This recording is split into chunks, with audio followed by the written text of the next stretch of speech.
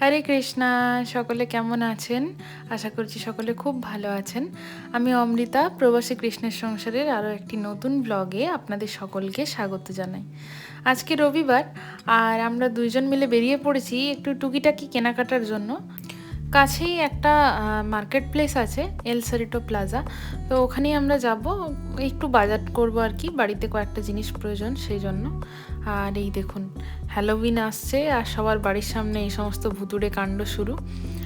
আর এখানে হ্যালোউইন আর আমাদের ভূত চতুর্দশী প্রায় একই সময়, সেটা আমাদের ধারণা ছিল না। হঠাৎ করে আমি দেখলাম চেক করে ক্যালেন্ডারটা যে ভূত চতুর্দশী আর হ্যালোউইন এই দুটো জিনিস একই সময়। তো কিছু তো একটা ব্যাপার আছে, সেটা আমরা ঠিক জানি না কি ব্যাপার। তো যাই হোক, ভূত চতুর্দশী বা হ্যালোউইন এখানে যখন সেলিব্রেট হবে আমি আপনাদের নিশ্চয়ই দেখাবো সেটা। আর এই পৌঁছে গেছি ডাইজোতে। তো আগেও আপনাদের ডাইজো নিয়ে এসেছিলাম। আর এই ডাইজো একটা জাপানিজদের দোকান।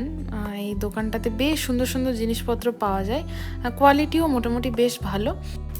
তো কয়েকটা প্রয়োজনীয় জিনিস লাগবে, সেজন্যই এই ডাইজোতে আসা, আর সেইগুলো এখন দেখতে যাব।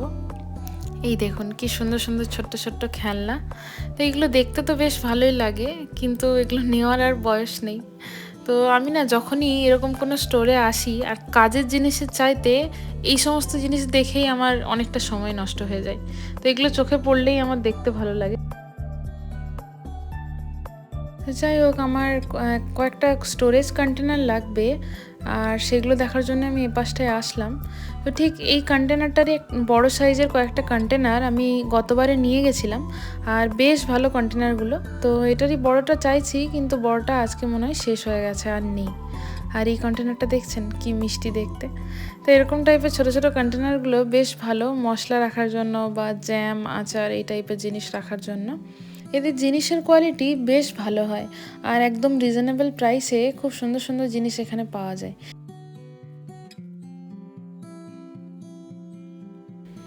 বাহ, এই কাঁচের ফ্লাওয়ার ভাসগুলো বেশ সুন্দর। তো এগুলোর মধ্যে বেশ সুন্দর ভগবানের ফুল রাখা যাবে। আর এই 200 লেখা আছে দেখছেন? তো এই 200 অ্যাকচুয়ালি জাপানিজ ইয়েনে লেখা আছে, আর এখানে তার সাথে ইউএস ডলারের কনভার্সন লেখা আছে। তো প্রত্যেক আইটেমের ওপরে এরা একটা করে এদের প্রাইস লিখে রাখে, আর প্রত্যেক জায়গায় জায়গায় তার সাথে ইউএস ডলারের যে কনভার্সন রেট সেটা লেখা থাকে। আর যেই প্রোডাক্টের মধ্যে কোনো প্রাইস লেখা থাকে না সেটা হচ্ছে $1.75। তো এরকম হচ্ছে ওদের প্রাইসিং। যেহেতু এটা জাপানি স্টোর, তাই এদের কিছু স্পেসিফিক রুলস রেগুলেশনস আছে। আর আমি কয়েকটা চীনামাটির বোলও দেখছিলাম একটু বড় সাইজের, তো মোটামুটি পেয়ে গেছি, বেশ সুন্দর। আর এখানে প্রচুর স্টক রয়েছে। আর এই দেখুন, এগুলো হচ্ছে কাঠের সার্ভিং বিভিন্ন ট্রে। এটা দেখুন কত কিউট। তো এরকম প্রচুর জিনিসপত্র এই স্টোরে রয়েছে, একদম পড়াশোনার জিনিসপত্র থেকে শুরু করে এই সমস্ত ক্রকারিজ, তারপর গার্ডেনিংয়ের জিনিসপত্র, প্রচুর জিনিসপত্র এদের স্টক আর ভ্যারাইটি প্রচুর। ওইদিকে বিলিং কাউন্টারে আমার হাজব্যান্ড বিল করছে, আর আমি এখানে সফট টয়েস সেকশানে চলে এসেছি, এখানে সফট টয়েস দেখতে। তো এই জায়গাটা বারবার আমার দৃষ্টিকে আকর্ষণ করেই করে। আর আমাদের কেনাকাটা হয়ে গেছে, এখন ওইদিকে ট্রেডার্সও যাব, ভগবানের জন্য একটু ফুল নিতে হবে আর কয়েকটা জিনিসও নিতে হবে। তো আমরা ট্রেডার্সতেও এসে গেছি, আর কত ফুল দেখছেন। এরকম প্রচুর ফুলের গাছ এখানে রয়েছে, আর তরতাজা ফুলও রয়েছে। তো যে কোনো দোকানেই এই ফুলের সেকশনটা খুব ভাল লাগে। একটা গোলাপ আর একটা কার্নিশনের বাঞ্চ আমরা তুলে নিয়েছি। আর এই ছোটো গোলাপটার কালারটা বেশ ভালো ছিল, কিন্তু ওটা আরও একটা ভ্যারাইটি পেলে ভালো হতো, তাহলে আমরা আরও একটা বাঞ্চ নিতে পারতাম। যাই হোক, এবার একটুখানি মটরশুঁটি নেব। তো এখানে ফ্রেশ মটরশুঁটি পাওয়া খুব মুশকিল, তো সেই জন্য এরকম ফ্রোজেন মটরশুঁটি আমাদের ব্যবহার করতে হয়। আর এই সুইট ফ্রোজেন কর্নটাও বেশ ভালো। এগুলো বিভিন্ন ইটালিয়ান জিনিসপত্র, পিৎজা, পাস্তা বা যে কোনো জিনিসে ব্যবহার করি। তো এই মটরশুঁটি কর্ন বাস আমাদের বাজারও মোটামুটি শেষ। এবার বাড়ির দিকে রওনা দেব, বাসও আছে কয়েক মিনিটের মধ্যেই। খুব কম সময়ে বাড়ি চলে আসলাম জানেন, একদম 1 ঘন্টার মধ্যেই আজকে বাজারটা হয়ে গেল। যদিও বাড়ি থেকে খুব একটা বেশি দূরে নয়, কিন্তু খুব কম সময়েই হয়ে গেল। তো ভালোই হয়েছে, রাতে ডিনারটাও তাড়াতাড়ি করে নেওয়া যাবে। সাধারণত বাজার করতে একটু সময় তো লেগেই যায়, কিন্তু যাই হোক আজকে খুব কম সময়ে হয়ে গেছে। আর আজকে এগুলোই নিয়েছি। তো ডাইজো থেকে এই গ্লাভসটা নিয়েছি, আর ওই স্যুপ বোলের জন্য একটা চামচ নিয়েছি স্যুপ খাওয়ার জন্য। আর এই সেলেরি স্টিক্স, মটরশুঁটি আর কর্ন তো আপনারা দেখলেনই। এখানে কয়েকটা অ্যাভোকাডো আছে, একদম পাকা পাকা দেখে অ্যাভোকাডো নিয়েছি। আর এদিকে একটা বেজিলের ডাব্বা আর দুটো স্ট্রবেরির ডাব্বা। তো আমি সব ধুয়ে নিয়েছি, একদম ভালো করে ধুয়ে জল ঝরতে রেখে দিয়েছি।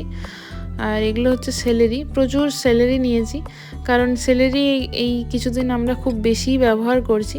আর এগুলো হচ্ছে ছোট্ট ছোট্ট র্যাডিশ বা ছোট্ট ছোট্ট মূলো। আর এই দইটা ব্যাগের মধ্যে রয়ে গেছিলো, আমি দইটাও বের করে আনলাম আর ধুয়ে নিলাম একটুখানি। আর এই ফুলের বাঁচটা, এই কালারের রোজটা নিয়েছি ভগবানের জন্য, যখন ভগবানকে সাজাবো তখন আপনাদের দেখাবো। আর এই রোজটার সাথে একটা কার্নিশন, এই কার্নিশনের বাঞ্চটা নিয়েছি। তো এই দুটোই নিয়েছি ফুল। এগুলো মোটামুটি এক সপ্তাহের একটু বেশি চলেই যাবে আমাদের। তো কস্কো থেকে একটা নারকেলের জল অর্ডার করেছিলাম, ওটাই এসে গেছে। এই তো হ্যাঁ, নারকেলের জলটা এসে গেছে। 330 ml করে 12টা প্যাকেট আছে। চলুন এবার রাতের রান্নাটা করে নিই তাড়াতাড়ি করে। আর এই পনিরটাও মোটামুটি হয়ে গেছে আমার। একটু রাধাবল্লভীর পুর আছে, তো ওই পুরটা দিয়ে কয়েকটা রাধাবল্লভী বানিয়ে নেবো, ঝটপট হয়ে যাবে। বেশ কদিন ধরেই ভাবছিলাম যে ভগবানকে একটু রাধাবল্লভী বা লুচি এই জাতীয় জিনিস বানিয়ে দিলে ভালো হয়। তো সেই জন্যই রাধাবল্লভীর স্টাফিংটা বেশ একটু বানানো ছিল, আর তাই ভাবলাম যে ঝটপট করে একটু রাধাবল্লভী বানিয়ে নিই। কারণ লুচি বা এই জাতীয় জিনিস বানাতে খুব একটা তো বেশি সময় লাগে না, ঝটপট হয়ে যায়। তো সেই জন্য এটাই বানিয়ে নিয়েছি। রাধাবল্লভীগুলো ভাজাও প্রায় সবই হয়ে গেছে। এবার ভগবানের থালাটা সাজিয়ে ভগবানকে ভোগটা লাগিয়ে দিই।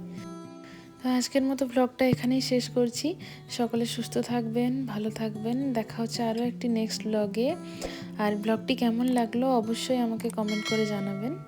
হরে কৃষ্ণা।